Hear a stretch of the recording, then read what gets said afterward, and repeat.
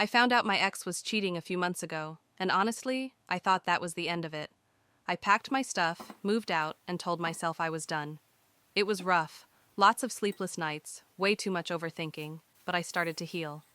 Then, about 2 weeks later, she texts me out of nowhere asking if I could help her with rent this month. I genuinely thought it was a joke. I even laughed when I read it, but she was dead serious.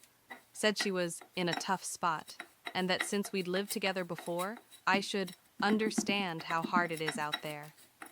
I don't know what kind of mental gymnastics you have to do to cheat on someone and then ask them for money, but apparently she nailed it.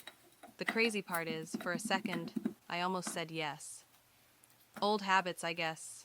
I'd always been the one handling rent, utilities, groceries, everything. It took me a minute to realize I wasn't responsible for fixing her problems anymore. I told her no and blocked her after that. Since then, I've been working on getting my finances fully in order, budgeting properly, tracking every expense, and focusing on rebuilding my credit. I even started using a debit card that reports to credit bureaus, so I can build credit through my own spending instead of relying on anyone else. It's wild how much peace comes from having total financial independence after being tied to someone who drained me emotionally and financially.